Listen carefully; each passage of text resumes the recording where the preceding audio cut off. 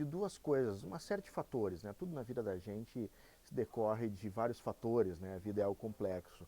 E a opção pelo jornalismo se deve também a vários deles. Um deles, claro, o gosto pela escrita, o gosto pela notícia, o gosto pelo jeito de ser jornalista. Mas também, claro, um forte componente ideológico, no sentido de que, pelo viés do jornalismo, eu senti que era possível fazer a diferença, né? Senti que pelo jornalismo era possível ajudar as outras pessoas, enfim, seja denunciando situações que não estão legais, ou seja, né, trazendo a público também questões boas, bons exemplos, enfim. Então, somando-se esses vários fatores, né, o gosto pela leitura, o gosto pela escrita e também a vontade de fazer a diferença, né, tive, portanto, a opção, né, em seguir a carreira jornalística. De certa forma, sim, de certa forma, sim. Como toda carreira, na carreira jornalística, existem degraus que a gente vai subindo, né? E desta forma eu penso que eu tô conseguindo seguir essa linha. Também no sentido aí de ter, ao longo da carreira, feito boas reportagens, né? Eu penso que também deve ser a meta de todo jornalista, independente do dispositivo, né? Sempre querer fazer reportagens boas e uma reportagem que vai superando a outra, né? Então, nesse sentido, eu acho que eu consegui fazer alguns trabalhos bem interessantes. E agora, no âmbito da gestão e também no âmbito acadêmico, né, entro agora também, claro que numa nova fase, né, em termos de gestão, em termos de trabalho acadêmico, novos desafios que estão surgindo, né, tudo dentro de uma linha que, de certa forma, ao meu ver, é uma linha crescente, né, então eu vejo esse andamento como algo muito positivo. Olha, assim foram várias, porque, por exemplo, só em reportagem policial foram 10 anos, né? Eu tenho a impressão que nenhum outro repórter policial da região permaneceu tanto tempo fazendo só a reportagem policial. Então, dentro da reportagem policial foram vários assuntos aí marcantes, né? Inclusive, houve aí até mortes, né, de pessoas anônimas, desconhecidas, que pelas circunstâncias me marcaram bastante. Mas o que eu posso dizer que é o caso que mais marcou a mim como repórter policial foi o assalto à Proforte, né, que ocorreu já, penso eu que há mais de 10 anos, né, aonde uma quadrilha, né, liderada por uma pessoa aqui da região, um quadrilheiro famoso, atirou um caminhão guincho, né, contra uma agência de valores, né, contra uma distribuidora de valores, enfim, destruiu a parede, né, e aí, utilizando armamento pesado, né, fuzis AR-15, fuzis AK-47, atacaram esse lugar. O que mais marcou, além da ousadia da ação, foi o desfecho trágico que ela teve, né, porque durante essa ação, uma viatura da Brigada Militar, né, comunicada pelo radiooperador de que havia um assalto grande em andamento, chegou até o local, né? Dentro dessa viatura havia 2 policiais militares e um capitão da Brigada Militar, que inclusive era uma pessoa com quem nós, jornalistas da cidade, tínhamos relações, né? Ele era uma fonte nossa e uma pessoa que sempre atendia muito bem a imprensa e inclusive um policial também muito atuante, né? Ele era capitão, como capitão era comandante de companhia, que é um trabalho burocrático, mas apesar disso a gente observava que ele também era um policial de rua, né? Um oficial que ia junto com os outros soldados para o policiamento de rua. E naquela noite ele já havia encerrado o expediente, mas permanecia dando um reforço, né, aos seus subordinados.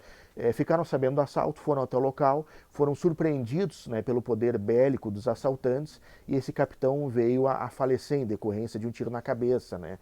Então isso tudo marcou pela ousadia dos bandidos, né, pela forma como eles agiram, atirando um caminhão contra um prédio, né, e também por esse desfecho trágico, quer dizer, como repórter foi marcante, né, naquele momento eu já estava em casa, houve assalto, fui até o local direto de casa, né, e chegando lá me deparei, né, com aquela cena do capitão mortalmente já ferido, né, morto no local, e os demais, né, policiais ali em volta, todos eles chocados, muitos deles policiais que eram nossas fontes de informação, né, então era uma cena de guerra, uma cena dantesca, né, com a pessoa que a gente conhecia morta no local, com aquele caminhão enfiado dentro daquele prédio, com aquele clima de terror entre as pessoas, porque muitos tiros foram disparados, né, tiro de fuzil, munição traçante, vizinhança assustada, né, pessoas feitas de reféns e um forte clima de tensão ainda estava instalado no local quando a gente chegou e isso era um fato curioso, né? Geralmente quando o repórter chega numa cena de crime, o repórter policial, seja um homicídio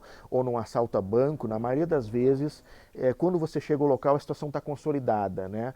Por mais rápido que seja o deslocamento do repórter até a cena do crime, né? E por mais rápido que esse deslocamento ocorra, quando o repórter chega ao local, o criminoso não está mais, né?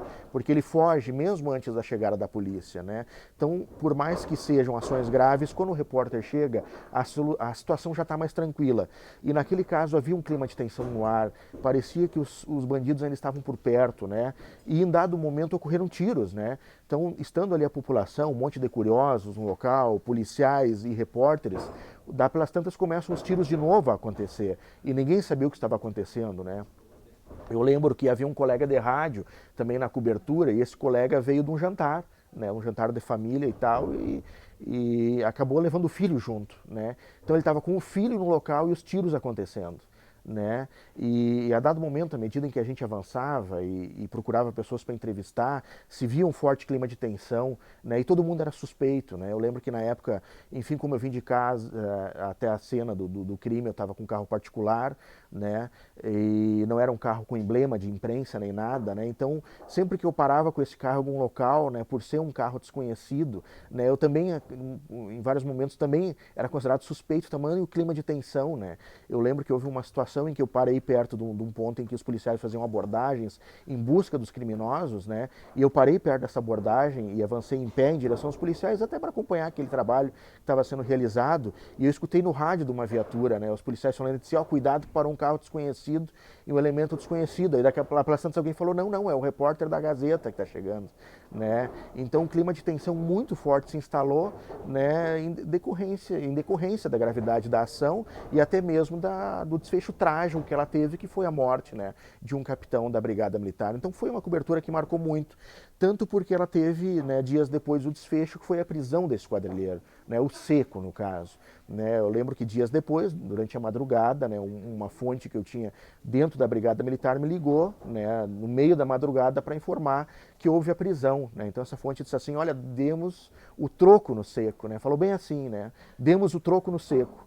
E aí me contou que o Seco havia sido baleado e preso e, segundo aquela fonte me dizia, estava na iminência de morrer, o que não se confirmou, inclusive, né? E aí a gente, né, a toda velocidade, vamos dizer assim, né, montamos uma equipe, eu mais um fotógrafo, deslocamos até Paverama, né, onde havia ocorrido o confronto e a prisão do Seco, né, e ali teve aquele desfecho, né, e teve também um valor simbólico muito forte, porque era uma situação que vinha ocorrendo já há pelo menos uns 2, 3 anos, né, há 2, 3 anos que essa quadrilha estaria agindo em vários pontos do estado, sobremaneira na região do Vale do Rio Pardo, que era a nossa área de cobertura.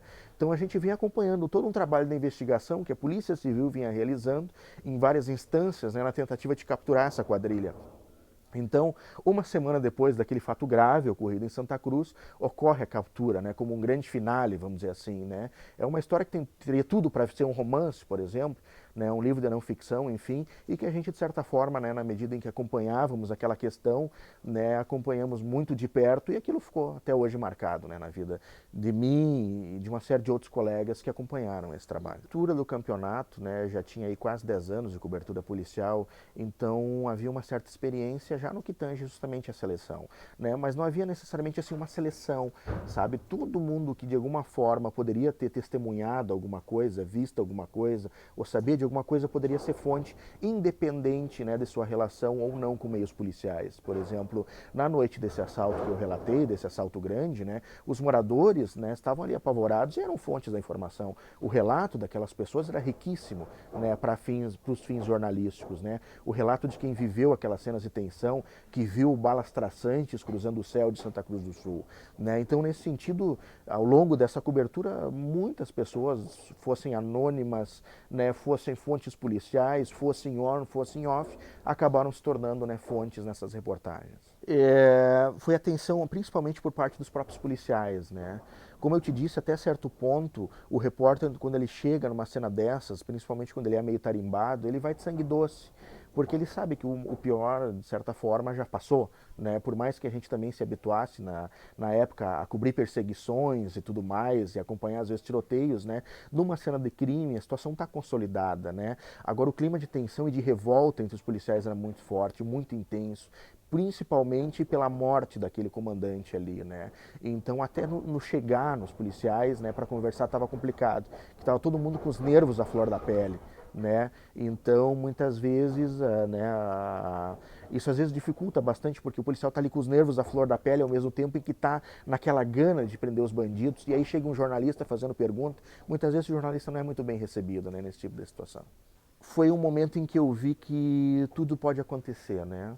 Às vezes a gente está muito, por exemplo, a pesquisa do jornalismo que a gente faz, ou mesmo as nossas leituras, né? Muitas vezes a gente lê muito do não ficção, mas também a gente gosta de uma ficção, né? Quem gosta de ler principalmente. E a gente observa que às vezes na vida real acontecem fatos tão surreais quanto na ficção. Né? Às vezes na ficção a gente se surpreende com a criatividade do autor e lá pelas tantas a gente vê que questões, que fatos tão surreais quanto aqueles apresentados na literatura também acontecem na vida real e são ainda mais interessantes na medida em que de fato aconteceram.